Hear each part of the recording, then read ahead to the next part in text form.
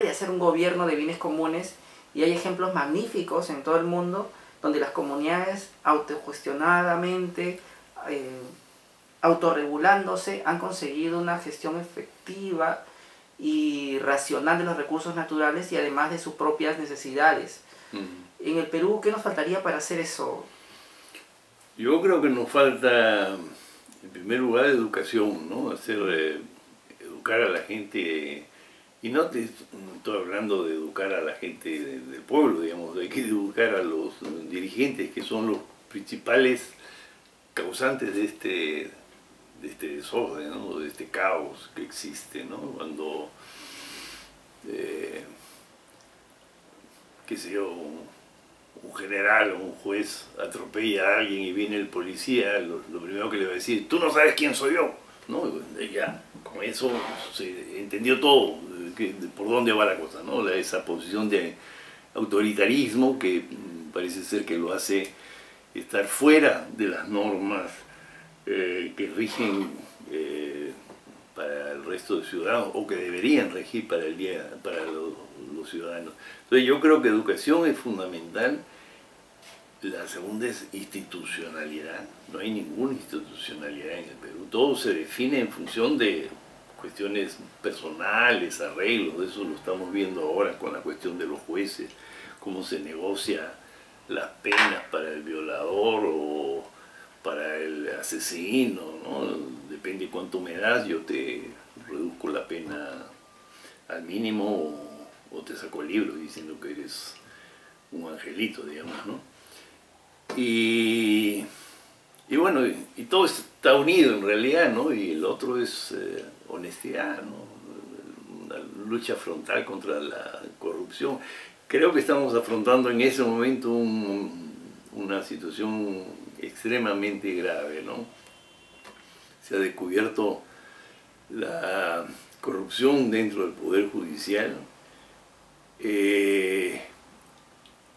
y hay fuerzas muy oscuras que están tratando de bloquearle el proceso, ¿no? Que vienen desde arriba, ¿no? Entonces, creo que en este momento se está jugando el futuro del país, ¿no? Y me parece que la ciudadanía debe estar muy atenta y muy alerta y finalmente muy decidida a salir a las calles, y eso es lo que se impone, ¿no? Hay una precariedad del Estado y de la institucionalidad. El Estado es muy precario, bueno, desde por lo menos, especialmente desde Fujimori, había una reducción del Estado a límites absurdos. Entonces el Estado, cuando hablamos por ejemplo de tala ilegal, el Estado, yo me acuerdo de haber hecho alguna consultoría sobre ese tema. Resulta ser que en Atalaya, que es un territorio inmenso el que tiene la institucionalidad forestal, tenían tres botes, pero no tenían motores, y el único que funcionaba no tenía gasolina, y además tenían, no sé, 5 personas y cosas por el estilo. Entonces, otra vez entramos al tema de las apariencias, ¿no? El Estado, si hace un informe internacional, va a decir: en Atalaya tenemos una oficina implementada, pero esa oficina no funciona. Y eso es en todo. O sea, las comisarías no funcionan, en su gran mayoría están corrompidas. El tema de la violencia a la mujer, por ejemplo, que es espantoso lo que pasa en este país.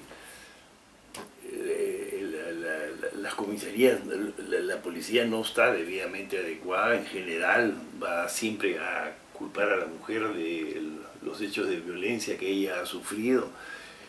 Es decir, no hay institucionalidad, ¿no? Estamos en un momento, a mi modo de ver, de deterioro total, muy grave, y tenemos que hacer un esfuerzo colectivo por patear el fondo para salir a flote, porque si no nos ahogamos todos.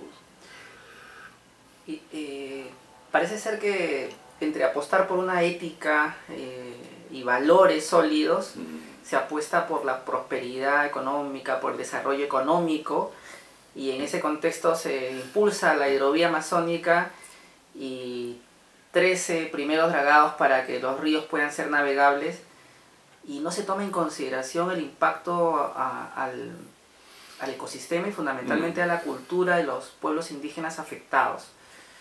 ¿Por qué crees que se debe esta invisibilización del otro en su cultura, en su identidad? Sí, pero la primera observación que hiciste en el sentido de que se busca la prosperidad, no se busca la prosperidad. O sea, sabemos que en términos, los indicadores sociales de salud, de educación están cada día peor. Claro, la pobreza ha disminuido, digamos, estadísticamente, ¿no? Hay más riqueza y dividida entre la misma población, todo el mundo tiene más, pero eso es mentira, ¿no? O sea, si yo tengo 2 automóviles, entonces quiere decir que ella y yo tenemos un automóvil cada uno. No, no es mentira, yo tengo los 2, ¿no? Así de simple. Entonces no se busca la prosperidad, sino se busca solamente la inversión de dinero. Y yo creo que la inversión de dinero en este país de los grandes proyectos está muy marcada por el tema de la corrupción. ¿Cuántas facilidades le voy a dar a la empresa para que reduzca sus costos y qué sé yo, y pueda tener las mayores ganancias? ¿Y cuánto la empresa me va a dar a mí como gobernante para meterme al bolsillo? En el tema de la hidrovía, yo escribí hace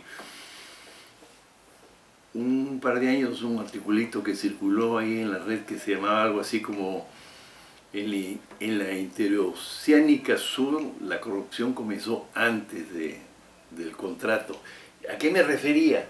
Que los argumentos que se dieron para justificar la interoceánica no eran válidos. O sea, dijeron que a través de esta vía se iba a dinamizar la economía, el comercio con Brasil, la producción de carne y de soya de Brasil iba a salir por... Esto es absurdo, o sea, ni un muchacho se lo podía creer, porque yo ponía los argumentos, en ese caso, los brasileños van a embarcar su carga, venirse a carreteras de segundo orden, por más que sea nueva, era una carretera de segundo orden, estrecha, qué sé yo, subir hasta 5.000 metros de altura, ¿no? Para bajar a puertos como Hilo y Mollendo, que son de cuarto orden, son puertitos, ¿no?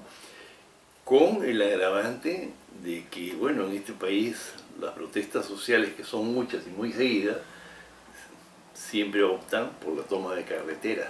Ni locos, los brasileños dijeron, ni locos, embarcamos nuestros productos en grandes containers, los llevamos a Santos, a qué sé yo, otros pueblos, otros puertos brasileños, y ahí lo mandamos por el canal de Panamá. En el caso de la interoceánica, mi impresión es que esto se está jugando en los mismos términos. Es una obra que no se va a hacer, lo que se está haciendo es el estudio, y en el estudio está la ganancia. En el tren famoso que quiso hacer el ex gobernador de Loreto a la costa, hubo 2 estudios de impacto ambiental.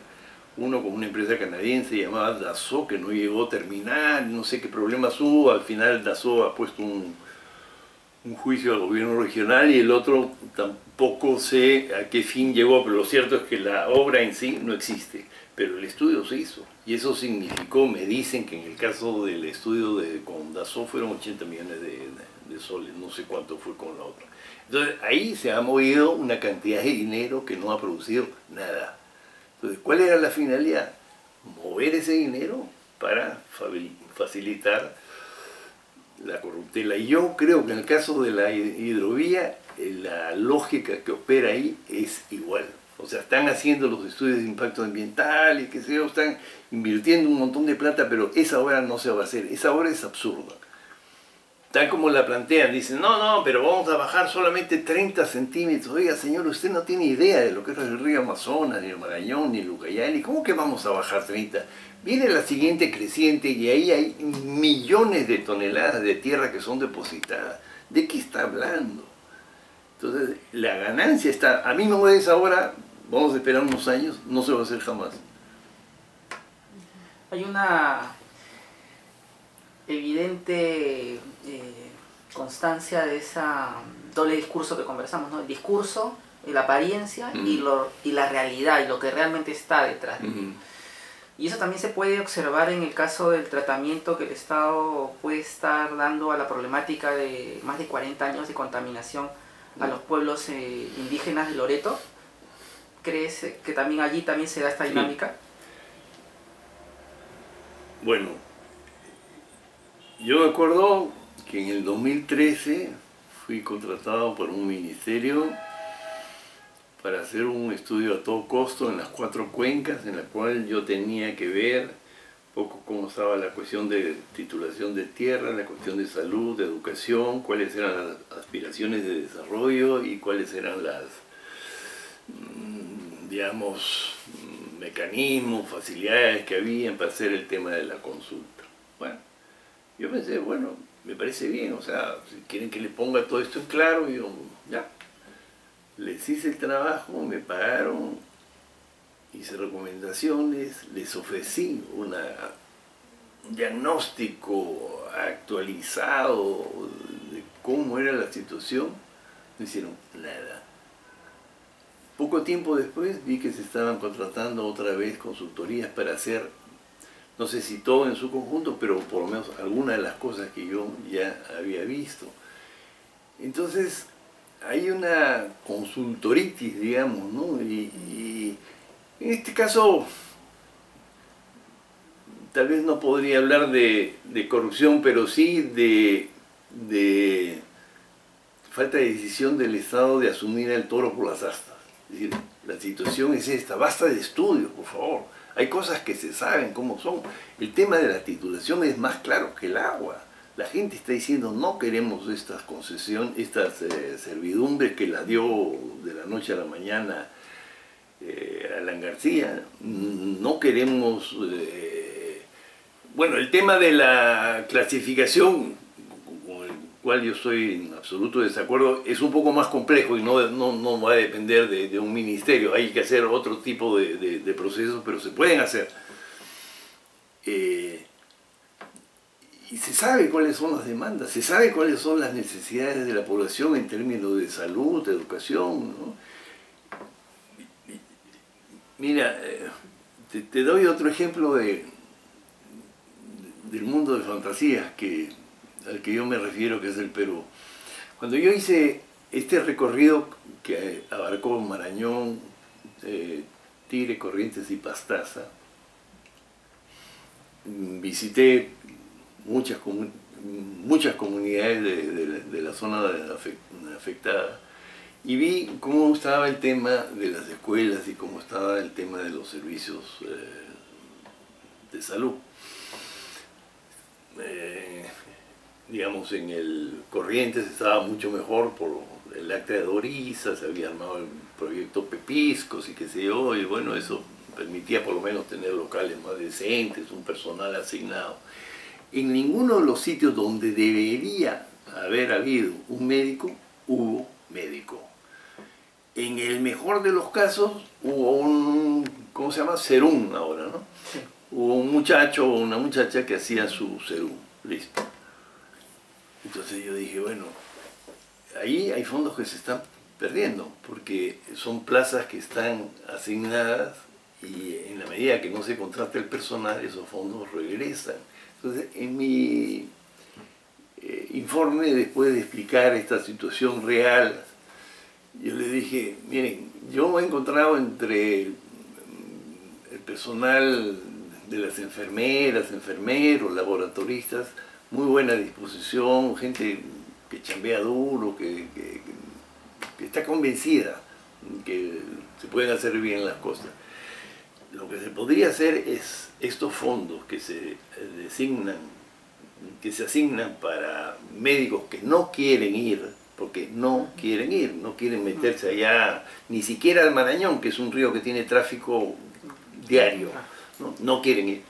Entonces esos fondos se destinen a contratar más laboratoristas, enfermeras y sobre todo a crear capacidades internas. Si uno crea capacidades internas en la población, digamos, ha avanzado ya prácticamente el 90% de la interculturalidad. Primero porque la persona de la comunidad habla la lengua, conoce los códigos sociales, culturales y qué sé yo. Y segundo porque va a adquirir conocimientos que le permitan saber cómo se cura una enfermedad, cómo se hace un análisis, qué sé yo.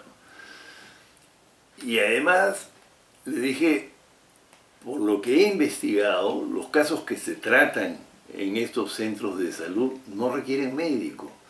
Mayormente son picaduras de víbora, tos, diarreas, cosas así. O sea, no es un médico que debe tratar eso. La respuesta del representante del Ministerio de Salud fue que yo estaba despreciando a los médicos y que no los quería. Yo le digo, pero no tiene nada que ver, estoy diciendo que no hay médicos y que esos dineros se están perdiendo. No hubo forma. Entonces me atacaron por ese lado, por el mundo de las apariencias, ¿no? Nuestra última pregunta sería, ¿cuál sería el camino que deberíamos seguir a corto y a mediano y a largo plazo para salir de esta crisis institucional también desde el ámbito de servicios que se brindan a los pueblos indígenas en medio de esta macro crisis que tenemos a nivel político, económico, institucional? Bueno, es difícil, ¿no? Porque, como digo, las razones principales, a mi modo de ver, son falta de institucionalidad, corrupción, mundo de fantasías, ¿no? Y todas estas cosas son como muy unidas, ¿no? Van todas juntas.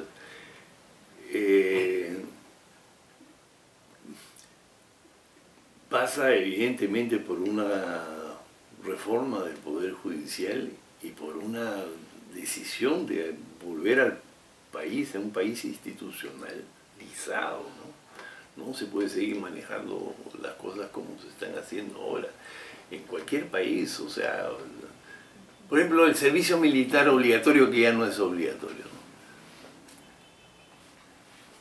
Era la mejor forma de expresión del racismo y del clasismo de la sociedad peruana.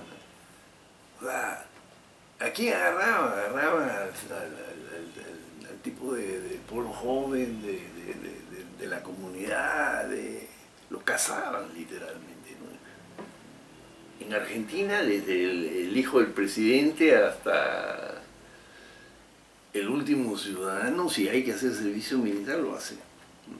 Entonces acá esa discriminación que hay es terrible, ¿no? Hiere, ¿no? Y es incluso fomentada por programas de televisión, por actitudes de las propias autoridades y cosas por el estilo. Entonces, ¿qué hay que hacer para recuperar esto? Creo que hay que darle más institucionalidad al país, hay que recuperar el poder judicial y hay que elevar el grado de participación, que no nos los va a conceder el Estado, pero sí de participación ciudadana, ¿no? Creo que los ciudadanos tenemos que estar mucho más alertos de lo que está pasando en el país y tener mejores canales de expresión para poder protestar frente a las atrocidades que pasan acá. Creo que la ciudadanía había un acostumbramiento a que las cosas marchen así mal, ¿no? A que la corrupción, bueno, así es, pues así es, ¿no? Bueno, si hace obras, ¿no? Ya no hay nada más que exigir, ¿no? Entonces nos hemos acostumbrado. Y yo creo que en gran parte son los gobiernos que se han encargado de esto, ¿no? Primero con el ejemplo que han dado, y segundo, con esa política de asistencialismo, ¿no? Yo estaba pensando últimamente, todas estas medidas sociales, digamos, que inicialmente eran vistas como medidas para paliar los efectos de los ajustes estructurales, como le llamaban hace unas décadas, se han convertido en políticas de Estado. O sea, lo que era transitorio para atenuar, los impactos de ciertos ajustes de precios y qué sé yo, de servicios, ¿no? Se ha convertido en política de Estado. Entonces ahora tenemos un Caliwarma, un Juntos, que la gente termina a veces gastando más plata que la que puede conseguir porque tiene que viajar lejos, ¿no? Y que esa plata que consigue finalmente ya está empeñada con el bodeguero de la esquina del pueblito, ¿no? Porque él le adelantó plata para que pueda hacer sus gestiones. Estamos... el Estado ha fomentado, y eso creo que el gran responsable ha sido Fujimori, ¿no? Hay que recordar esas vistas de Fujimori bajando del helicóptero, llevando zapatitos y chompitas que los iba probando. Entonces la gente, el señor presidente me ha regalado, ¿no? Esa imagen de paternalismo que en la población crea una sensación de que él es un ser miserable, ¿no? Y que depende de la buena voluntad del presidente para poder sobrevivir. Eso se ha enquistado en nuestra mentalidad, ¿no?